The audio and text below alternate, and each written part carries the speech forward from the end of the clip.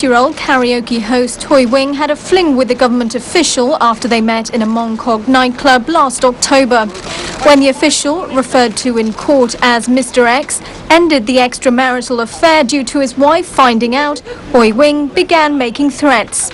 In delivering his verdict today, Judge Andrew Chan told the court that there was clear evidence to suggest the defendant had intentionally intimidated Mr. X. He said the divorcee from Hubei province had attempted to extort up to $500,000 from her former lover by claiming she was pregnant. She had also threatened to disclose an incriminating videotape of their romance to the media. And after receiving $290,000 from Mr. X, who paid up in the hope she would leave him alone, Hui Wing was then responsible for several faxes and telephone calls, making death threats to Mr. X and his wife. The judge threw out claims by the hostess that the $500,000 she wanted had been part of a savings plan that Mr. X had agreed on. Even if the money had intentionally been intended for a joint savings scheme, he said, the evidence showed Hui Wing later resorted to blackmail.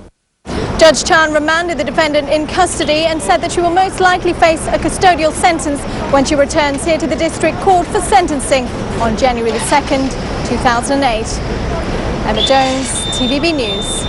The government came under fire in LegCo's Finance Committee today for seeking some $65 million in funding for political appointees. The funding application was approved despite strong opposition from the pan-democratic camp, which criticized the scheme as a reward for cronyism. In October, the government announced plans to introduce 2 new tiers of political appointees to help ministers formulate policies and gain support from legislators and the public. The 24 new positions to be created will include 13 political assistants who will be paid just over $100,000 to $163,000 each month. 11 undersecretaries, meanwhile, will earn between $193,000 and $223,000. And we're asking the public to pay an additional $60–70 million a year. I think is outrageous. But the government has a whole team of staff. Every time when we have meeting, the director could lead some a dozen civil servants to a meeting, and you have so many people you're not able to do the work. The scheme also drew charges of cronyism from the pan-democratic camp, which argue there is an unfair gap between the pay of legislators and the new appointees. LegCo members currently earn about $58,000 a month. So what sort of messages are we sending out?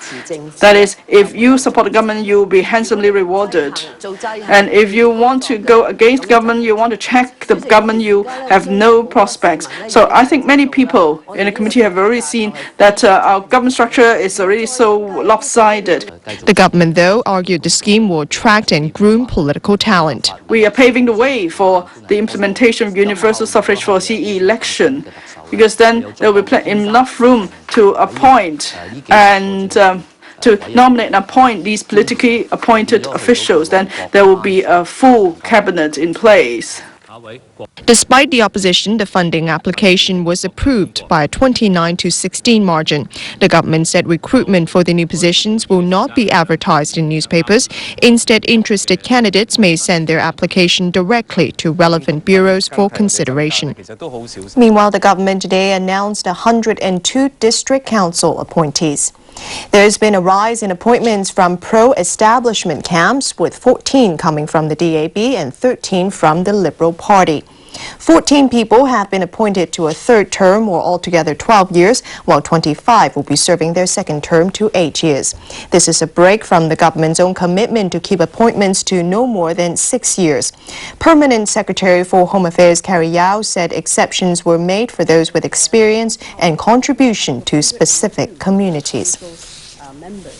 Chinese cultural authorities are threatening legal action against a German museum over a display of fake terracotta warriors. Hamburg's Museum of Ethnology admitted its exhibit was not authentic, but claims it was defrauded by co-organizers. The exhibition has been closed to visitors, and visitors offered refunds. But that may not be the end of it. James Agili reports. It's being labeled a scam that fooled thousands of people. About 10,000 visitors had come to this museum in Hamburg since November 25th to look at relics from one of the greatest archaeological finds of the 20th century, China's terracotta warriors.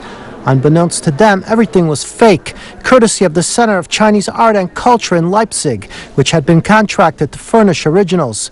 The museum in Hamburg has apologized to the public and added it is prepared to offer refunds. But oddly enough, many visitors didn't seem to mind that the display wasn't authentic. I wouldn't mind, said this woman. I'd also like to see the duplicates, simply because one gets an idea again of how life was at that time. This would not have stopped me from visiting this exhibit, adds this man. Quite the contrary is the case. This gives almost an additional excitement. The Cultural Bureau in Shanxi Province is also excited, but not in a positive sense. It's calling the exhibit a serious act of fraud with implications for intellectual property rights and is threatening to sue anybody with any connection to it. Right now, the biggest current overseas loan of Chinese terracotta figures is on display at the British Museum in London. It's drawn so many visitors that there's talk of keeping the museum open for 24 hours, 7 days a week. James Logelia, TVB News.